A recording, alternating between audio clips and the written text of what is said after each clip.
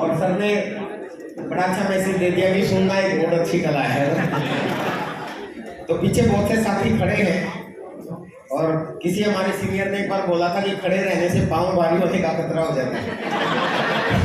तो पीछे जो भी साथी है ना, अभी स्टेज पे भी काफी जगह है, बाकी मेरे सामने भी काफी जगह बाकी है, तो आप सारे लोग आगे आ सकते हैं।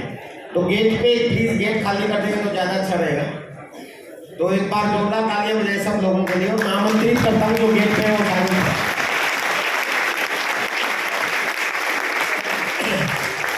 जय आरसीएम, जय आरसीएम। कैसे हैं सभी लोग? मैं तो सोच रहा था कि पता नहीं मेरे को बोलने का मौका देंगे कि नहीं देंगे। सारे लोग सेल्फी लेते जा रहे हैं।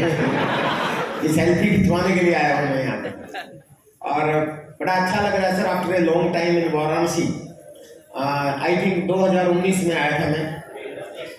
बीच में कोविड ने आने नहीं दिया, वरना साल में एक बार तो जरूर आता था यहाँ पे।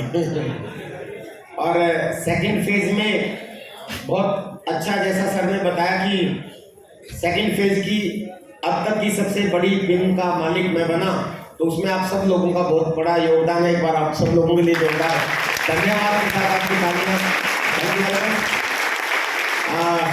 मैं अपनी बात शुरू करूँ, मैं चाहता हूँ एक बार मैं जान लूँ, मेरा परिचय आपको दूंगा। तो हमारे बीच में ऐसे कितने साथी हैं जो पहली बार आए हैं आरसीएम की मीटिंग में?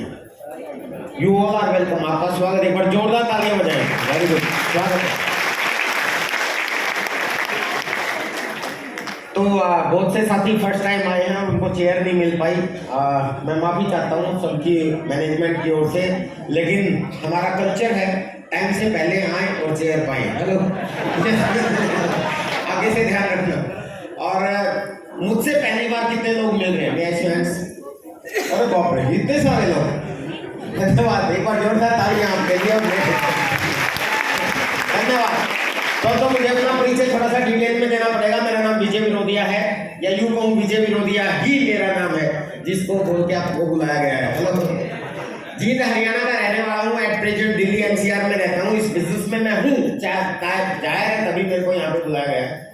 जैसा सर ने परिचय दिया, 21 साल का अनुभव है। 21 साल में बहुत कुछ देखने का मौका मिला, बहुत कुछ सीखने का मौका मिला, और सीखते सीखते यहाँ तक मैं बढ़ा हूँ। क्योंकि हमारे सीनियर अपलाइन हमेशा एक चीज हमें सिखाते आए हैं, और नॉट ओनली हमारे सीनियर अपलाइन बल्कि इस दुनिया के जितने भी दिग्गज अचीवर्स हैं, दिग्गज हैं, जो सफल हैं कहीं ना कहीं, वो एक चीज पे बहुत बड़ा स्ट्रिक्टली फॉलो करने की कहते हैं बात, और वो ये है कि हमेशा सीखते रहो।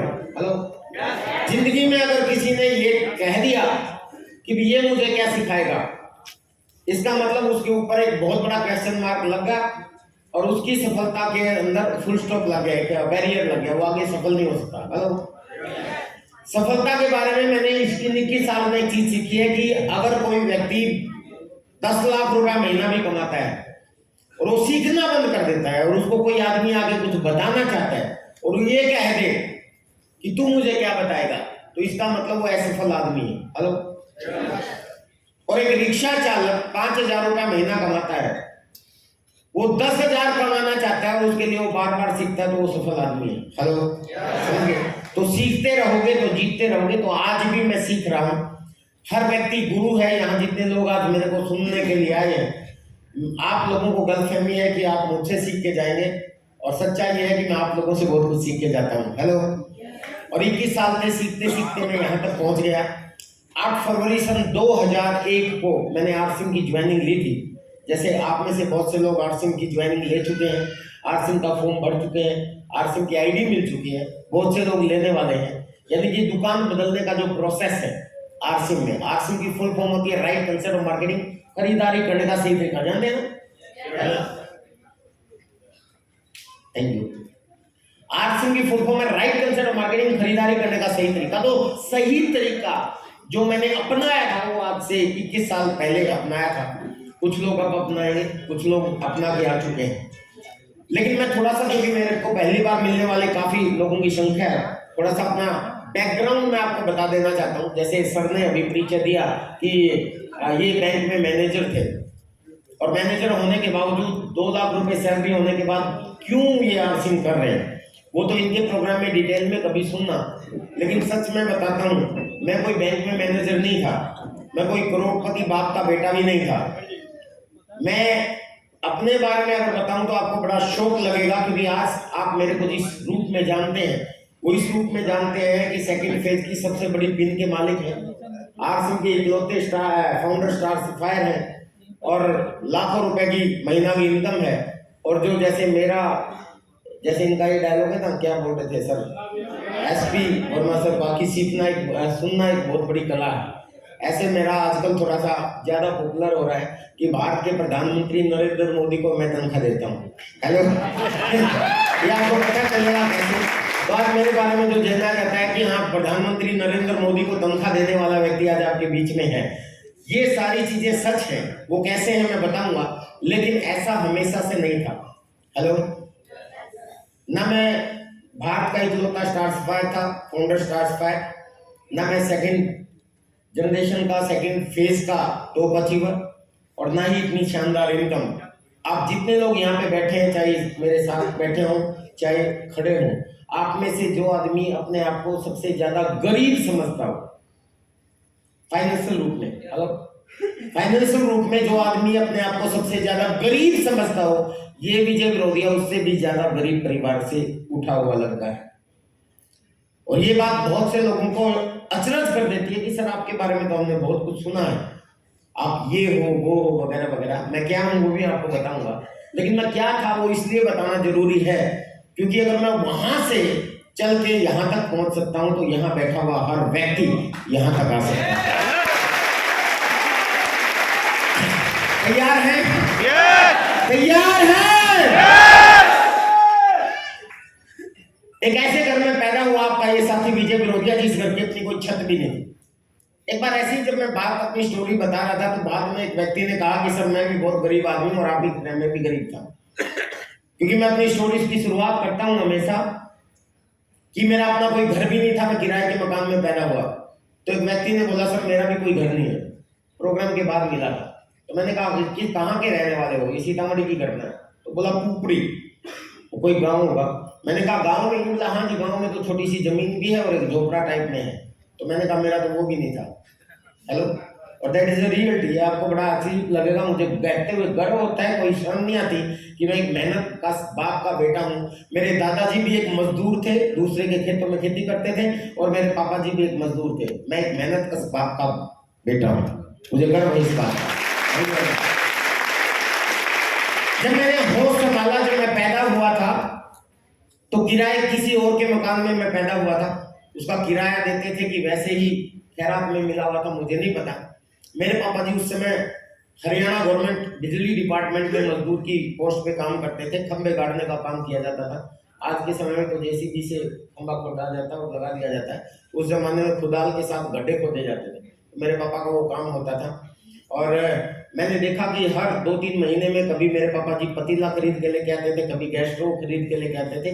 मेरे ख्याल में 200-300 रुपये तनख्वाह होती होगी उनकी। ये मैं उस समय की बात कर रहा हूँ जब मैं पहली क्लास में भी नहीं था। उस समय का जब मैंने होश संभाला तो मैंने बहुत गरीबी देखी। जैसे ही कहीं कोई साइड का काम हो जाता था, दूसरी जगह पापा की पोस्टिंग हो जाती थी, तो वहाँ किसी और के घर में हम लोग रहने लग जाते थे। स्कूल में जब मैंने पढ़ना शुरू किया तो किसी और के साइकिल पे हम लोग जाते थे, नंगे पाँव जाते थे। मुझे याद है जब छुट्टी हो जाती थी तो गर्मियों में बहुत अच्छे तरीके से याद है ये सीन, क्योंकि खेल खेल में हम लोग करते थे। नंगे पाँव, पैर जलते थे, गर्म बहुत हो जाता था। तो यूं देखते थे बाहर आगे गोबर कहाँ पर पड़ा हुआ, तो भाग के उस गोबर में पैर रखते थे ताकि ठंडे हो जाए। फिर आगे देखते थे गोबर कहाँ पड़ा हुआ था। तो ऐसे ऐसे करके हम लोग घर पहुंचते थे। तो ये बैकग्राउंड बड़ा अजीब सा रहा है। रद्दी अखबार के लिफाफे बना बना के 5वीं क्लास में मैंने अपने जीवन में पैसा कमाना शुरू किया था। Then I was in 5th class. और उसका कारण एक था कि मेरे बड़े बुजुर्ग और मेरे टीचर हमेशा हमें एक एजुकेशन देते थे। जब मैं ये क्वेश्चन करता था कि हमारे पास स्कूल क्यों नहीं है, मेरे पाँव में जूते क्यों नहीं है, हमारे पास भैंस क्यों नहीं है, हमारे पास खेत क्यों नहीं है, हमारे पास अपना घर क्यों नहीं है, जब ऐसे ऐसे क्वेश्चन हम लोग पूछते थे, क्योंकि बच्चा जब होता है ना, जो बहुत क्वेश्चन होता है उसके दिमाग में, तो मेरे माँ बाप और सारे टीचर एक ही चीज कहते थे, बेटा पढ़ाई लिखाई कर लो, आप कामयाब हो जाओगे। और ये सब कुछ कामयाब लोगों के पास होता है। और शायद आज भी हम लोग अपने बच्चों को यही नसीहत देते हैं कि बेटा पढ़ाई लिखाई कर लो, आप कामयाब हो जाओगे। ये सब मेरे को भी यही दी गई। और क्योंकि मैंने कमी देखी थी, इसलिए मेरे अंदर बहुत बड़ी आग थी कि मुझे कामयाब होना चाहिए। और कामयाबी के लिए सभी एक ही चीज शिक्षा देते हैं कि पढ़ाई लिखाई की तरफ ध्यान दो। 5वीं क्लास में मैंने देखा कि मेरे कुछ साथियों को, मेरे दोस्तों को, मेरे क्लासमेट को उनके माँ बाप ने घर से स्कूल से उठा लिया और किसी को चाय की दुकान पे लगा दिया, किसी को ढाबे पे लगा दिया बर्तन साफ करने के लिए, और पढ़ाई खत्म। और मैं सोचने लगा अगर मेरे साथ ऐसा कर दिया तो मैं तो कहीं का नहीं रहूंगा, क्योंकि मैं तो कामयाब होना चाहता था। तो मैंने सोचा कि कहीं मेरी पढ़ाई ना छूट जाए, इसलिए 5वीं क्लास में रद्दी अखबार के लिफाफे बेच के दुकानों में सप्लाई करना शुरू कर दिया था। क्योंकि 5वीं क्लास में हमने शहर में शिफ्ट कर दिया था, जींद के अंदर।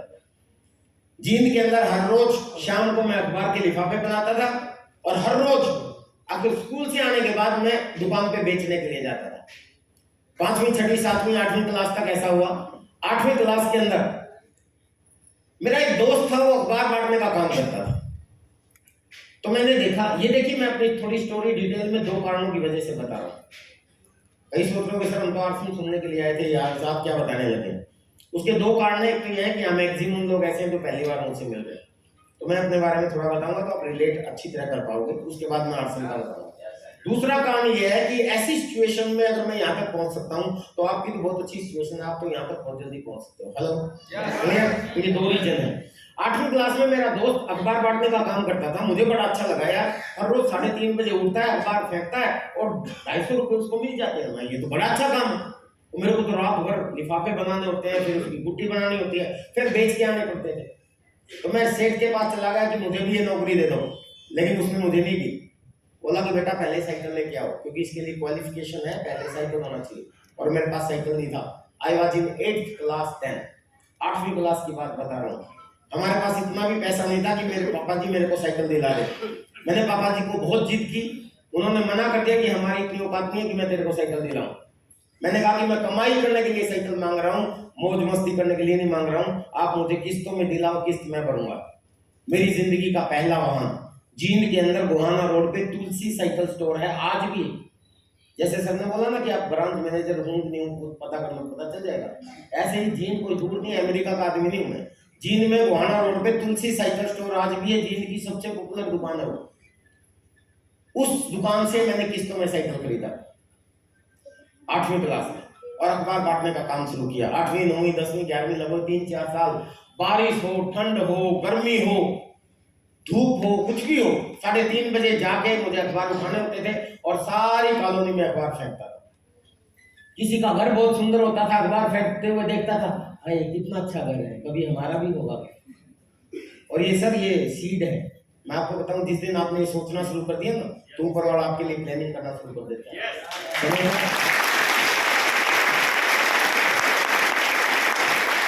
प्रॉब्लम पता है क्या? प्रॉब्लम हम सोच ही नहीं पाते हैं।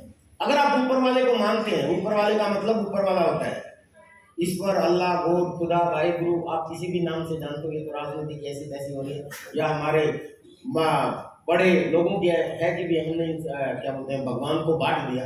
हर कल्चर में अलग अलग रूप में उस ऊपर वाले को जाना जाता है। ये सुनो, तो वो जो ऊपर वाला है ना सर, अगर आप उसको मानते हो कि हाँ उसका कुछ रोल है, तो उसका रोल है तो उसका कनेक्शन आपके दिमाग से भी है। ये सुनो, तो जब आप किसी चीज के बारे में सोचते हो और उस चीज को पाने के लिए प्रयास करते हो, तो ऊपर वाले तक वाइब्रेशन जाती है।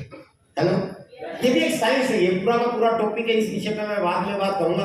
अभी मैं अपनी स्टोरी बता रहा हूँ, लेकिन दैट इज द रियलिटी। इसके ऊपर एक बुक, बहुत पॉपुलर बुक हुई है, किताब द सीक्रेट, पढ़िए आप लोग। रहस्य, उसका नाम है रहस्य। उस बुक का, उस रहस्य किताब के अंदर उसका अगर निचोड़ मैं आपको बताऊं, उसका यही है। उस किताब में बहुत से सफल लोगों को दिखाया गया, और उसमें दिखाया गया असफल और सफल लोगों में अंतर क्या है। उसमें एक बहुत बड़ा अंतर है कि असफल लोग जो हैं वो ज्यादा सोचते नहीं सफलता के बारे में, और सफल लोग वो हैं जो पहले कुछ भी नहीं थे लेकिन उसके बारे में सोचते बहुत ज्यादा है। हेलो, और वो तरंगे ऊपर वाले तक जाती है और ऊपर वाला इस पे काम करना शुरू कर देता है। हेलो, अब मुझे बीच में कहानी याद आ गई इस चीज में, अगर आपकी इजाजत हो तो मेरी स्टोरी को बीच में रोक के सुना रहे। एक बार क्या हुआ, एक आदमी जो है ना गुजर गया, मर गया। और आपने सुना होगा जब आदमी मर जाता है तो उसका ऊपर जाके हिसाब किताब होता है। हेलो, कि भी इसने क्या अच्छे कर्म किए, क्या बुरे कर्म किए, कितने लोगों का फायदा किया, कि खुद के ही चक्कर में लगा रहा। हेलो तो कुछ रेयर लोग होते हैं जिनका दोनों पड़ रहा एकदम बराबर होता है। हेलो, उन कर्मों के हिसाब से बोला जाता है कि उन कर्मों के हिसाब से अपना हिसाब किताब होके और फिर किसी को स्वर्ग में भेजा जाता है और किसी को नरक में भेजा जाता है। किसी को जन्नत में भेजा जाता है, किसी को दोजख में भेजा जाता है। हेलो, किसी को हेवन में भेजा जाता है और किसी को नरक को क्या बोलते हैं इंग्लिश में, हेल में भेजा जाता है। ये अपनी अपनी भाषा में अलग अलग शब्द है, यानी कि दो है, ये डिपेंड करता है कि आपने क्या अच्छे कर्म किए। ऐसा हमने सुना है, ये सुनो, ऊपर जाके देखा तो नहीं, लेकिन वो एक बंदा था यार, वो एक्सपायर हो गया। वो जैसे ही गया तो भगवान के सामने उसकी हाजिरी लगी, तो भगवान ने देखा उसके दोनों घड़े एकदम बराबर। भगवान जी कंफ्यूज हो गए, इसको स्वर्ग में भेजूं कि नरक में। हेलो, तो उसने कहा कि चलो यार, ऐसा मैंने कभी देखा नहीं। तो उससे बोला भाई तू बहुत लकी आदमी है, तेरे पे ही छोड़ता हूं, बोलो तुम क्या चाहते हो। हेलो, स्वर्ग में जाना चाहते हो कि नरक में जाना चाहते हो। तो बड़ा समझदार आदमी था, उसने सोचा यार धरती वाले तो ये बोल रहे हैं कि स्वर्ग बहुत अच्छा है, धरती वाले ने कौन सा आगे देखा है। हेलो, क्या पता नरक अच्छा हो। हेलो, तो उसने अपना दिमाग लगाया और भगवान जी से बोले कि प्रभु अगर आप मेरे को मौका दे ही रहे हो तो एक बार दिखा दो, मैं आप तय कर लूंगा कहां जाना है। मौका मिल गया ना, अपॉर्चुनिटी का कैश किया। तो वो भी बोला यार बड़ा तेज आदमी है भाई, तो बोला चलो दिखा दो। तो उसने दूत भेज दिया कि जाओ उनको दिखाओ, और कहा कि शर्त एक है कि पहले अंदर नहीं जा सकते, क्योंकि वहां कंडीशन है कि अंदर चले गए तो वापस नहीं आ सकते। हेलो, तो बाहर से दिखा सकते हैं तेरे को। हेलो, बाहर से देख के डिसाइड करना पड़ेगा कि स्वर्ग में जाने की नरक में। मतलब कोई बात नहीं प्रभु, इतनी आपकी मान लूंगा। हेलो, तो जाने लग गया। तो आगे रास्ता आया, एक रास्ते पे लिखा हुआ था स्वर्ग इधर और एक पे रखा हुआ था नरक इधर। और वो साइन बोर्ड से पहले सामने बहुत बड़ा हॉल दिखाई दिया उसको। तो बोले यार धरती के ऊपर स्वर्ग नरक तो बहुत देखा सुना, इस हॉल के बारे में तो कोई जिक्र नहीं किया, ये क्या है। तो उसने दूध से पूछ लिया कि प्रभु वो क्या है। तो उसने कहा कि जी ये हमारा गार्बेज। बोले ये क्या होता है। बोले यहाँ कबाड़ पड़ा है। बोले भगवान के यहाँ भी कबाड़ होता है, ये तो दिखा दो। तो बोला कि ये तो दिखा दो। तो बोला हाँ ये खोल के आप दे सकते हो, क्योंकि इसमें जाने का कोई वो नहीं, इसको खोल के दिखा देंगे तेरे को। तो उसको खोल के दिखाया। तो जैसे ही वो अंदर गया, वो हॉल इतना बड़ा कि दूर दूर तक, जहां तक उसकी नजर जाए इतना बड़ा हॉल, और उसके अंदर सारी आधी अधूरी चीजें थी। जैसे एक गाड़ी खड़ी है, उसके बस टायर लगने बाकी है, समझ गया आप। वो देखता है कि हेलीकॉप्टर खड़ा है, बस पंख लगने बाकी है। एक घर बना हुआ है बहुत शानदार, बस लेंटर होना बाकी है। कोई घर है सिर्फ पुताई होने बाकी है। कोई बहुत शानदार मोटरसाइकिल है, बस हैंडल फिट करना बाकी है। मतलब सारी आधी अधूरी चीज। तू बड़ा परेशान कि यार भगवान जी के इतने बड़े स्टोर में जो अनंत है, इतनी सारी बढ़िया बढ़िया चीज और सारी आधी आधी, ये क्या है। तो फिर वो बोला यार अच्छा आदमी से पाला पड़ा है, इसको बताना तो पड़ेगा, प्रभु ने भेजा है। तो बोला भाई ये हमारा गार्बेज है। जब भी धरती पे कोई इंसान कोई चीज पाने के लिए सोचता है और उस पाने के लिए ईमानदारी से प्रयास करना शुरू करता है, तो प्रभु यहाँ कंस्ट्रक्शन शुरू कर देते हैं उस चीज का। उन्होंने कहा कि प्रभु यहाँ पे हम उस आदमी को वो चीज देने के लिए बनाना शुरू कर देते हैं। नीचे वो मेहनत करता है, यहाँ पे हम उसकी चीज तैयार करना शुरू कर देते हैं। जैसे उसकी वो चीज तैयार हो जाती है हम उसको दे के देते हैं। तुम बोला फिर ये इतना सारा, मतलब होता क्या है कि बहुत से लोग प्रयास करते करते जब पूरा होना होता ना तभी रुक जाते हैं। तो हम भी उसका काम करते हैं। वो रुका हुआ काम जो है, वो जो भी उसकी चीज बन रही थी जो अधूरी छूट गई उसके प्रयास की वजह से, प्रयास छोड़ने की वजह से, वो हम यहाँ पे फेंक देते हैं।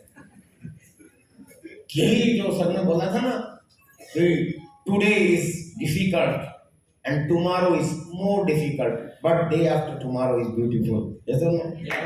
और मैक्सिमम पीपल जो हैं वो डे आफ्टर टुमारो ही अपना दम तोड़ देते हैं। हेलो, यानी कि जैसे वो कामयाब होना चाहता है उससे पहले ही हार मान जाते हैं। तो ज्ञान दे ही रहा था तो वो सोच रहा था यार ये तो सही कह रहे हो आप, तो ऐसा ही होता है दुनिया में तो। लेकिन वो दूध था, वो बोला भाई तो अब स्वर्ग नरक का डिसाइड कर, मेरा टाइम खराब नहीं कर। तो इस चीज से तो एक अंदाजा आपको हो गया कि स्वर्ग नरक की जगह एक और हॉल भी होता है। हेलो, समझ गए?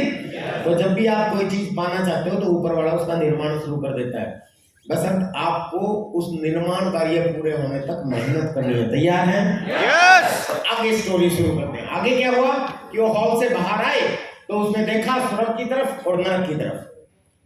तो उसने देखा कि स्वर्ग की तरफ जो रास्ता जाता था वो वीरान सा नजर आ, हेलो, और जो नरक की तरफ रास्ता जा रहा था उसमें बड़े बढ़िया बढ़िया फूल खिले हुए हैं, स्वागत द्वार बना हुआ है, भीनी भीनी खुशबू आ रही है और संगीत की मधुर मधुर वाणी सुनाई दे रही है। उसने ध्यान से देखा तो नरक के द्वार पे सुंदर सुंदर अप्सराएं फूल की मालाएं लेके, बुक्के लेके, थाली लेके, आरती की थाली लेके खड़ी हुई है। वो बड़ा हैरान हुआ। उन्हें स्वर्ग की तरफ ध्यान दिया तो नॉर्मल दरवाजा, साधारण सा रास्ता, और जब और ध्यान से देखा तो दरवाजे पे बड़े बड़े मूछड़ खड़े भाला लेके, और लिख रखा है स्वर्ग में आपका स्वागत है। और इधर भीनी भीनी खुशबू, भीनी भीनी संगीत की आवाज और बढ़िया बढ़िया अप्सराएं, फूल, मालाएं, और लिख रखा है नरक में आपका स्वागत। तो बड़ा परेशान हुआ। उसने कहा कि प्रभु नरक में जाना है। उसने सोचा धरती वाले पता नहीं क्यों सुरक सुरक कर रहे हैं, उनको क्या पता, उन्होंने कौन सा आगे देखा है। हेलो, मजा तो यहाँ है। तो बोला मेरे को यहाँ भेज दो। तो बोला भी सोच ले, अंदर गया तो वापस नहीं आया। तो बोले नहीं, सोच लिया। तो ले गए उसको, आरती हुई, तिलक लगाया, मालाएं पहनाई, मधुर संगीत बजा, दरवाजा खोल के जैसे ही अंदर गया दरवाजा बंद। वो देवता किसी को कढ़ाई में तला जा रहा, किसी को थोड़े मारे जा रहे, और हाहाकार मचा हुआ। वो पीछे मुड़ा, दरवाजा बंद। हेलो, अब पीछे तो जा नहीं सकता था। वही बोला धोखा, मेरे साथ धोखा, पर मुझे धोखा कर दिया। तो जो अंदर बैठे थे बोला क्या हुआ भाई, इतना क्यों चिल्ला रहा है? तो उसने सारी कहानी बताई कि ऐसे ऐसे मेरे को तो मौका मिला था, मैंने खुद ही चूज किया, लेकिन ये तो धोखा है। तो स्वर्ग में तो कुछ नहीं, नॉर्मल थे, वो भाला लेके खड़े थे, जहाँ इतना बढ़िया आरती। तो ये बोले भाई ये हमारी एडवर्टाइजमेंट डिपार्टमेंट अगर सारे ही लोग तुम्हारे जैसे लोग जो आएंगे, अगर सारे ही स्वर्ग जाने लगे तो हमारे पास कौन है? तो भाई साहब, आरसी है स्वर्ग का दरवाजा और WCM जो है वो नरक का द्वार है। हेलो,